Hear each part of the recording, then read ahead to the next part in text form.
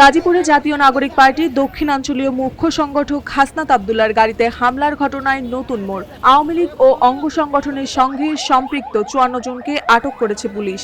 মহানগর পুলিশ বলেছে, সাবেক শাসক দলের কিছু সদস্য পরিকল্পিতভাবে এই হামলা চালায়, যার নেপথ্য ছিল রাজনৈতিক অস্থিরতা তৈরির চেষ্টা।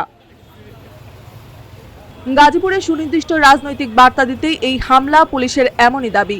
জাতীয় নাগরিক পার্টির এনসিপির নেতা হাসনাত আব্দুল্লাহর গাড়িতে সশস্ত্র হামলার ঘটনায় গোটা শহরে চাঞ্চল্যের সৃষ্টি হয়।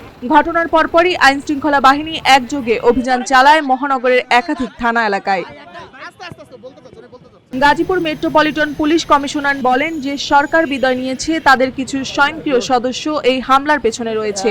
মূলত গুজব ছড়ানো ও বিভ্রান্তি তৈরির জন্য এমন ঘটনা ঘটিয়েছে তারা। জাতীয় নাগরিক পার্টি এনসিপির কেন্দ্রীয় নেতা জনাব হাসনাত আব্দুল্লাহ সাহেব, উনি এখানে যখন গাড়ি নিয়ে আসে, ওনার ড্রাইভারের ভাষ্য মতে যে পিছন থেকে মোটরসাইকেল যোগে দুই একজন দুর্বৃত্ত এসে ওনার গাড়িতে হামলা করে।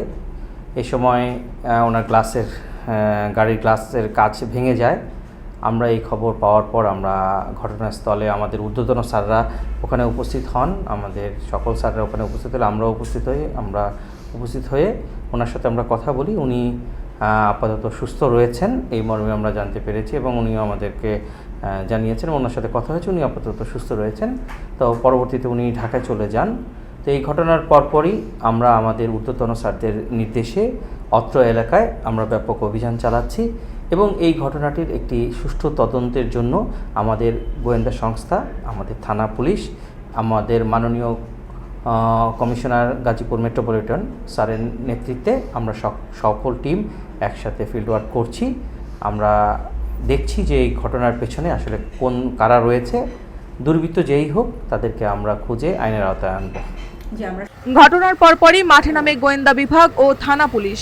মেট্রো সদর থানা থেকে আটক করা হয় ৫ জনকে, বাসন থানা থেকে ১২ জনকে, কোনাবাড়ি থেকে ৬ জন, কাশিমপুর থেকে ২ জন, গাছা থেকে ৪ জন, পুবাইল থানা থেকে ৫ জনকে, টঙ্গী পূর্ব থেকে ১ জন, দক্ষিণ পশ্চিম থেকে ৩ জন এবং ডিবি উত্তর ও দক্ষিণ বিভাগ থেকে যথাক্রমে ৯ ও ৭ জনকে আটক করা হয়।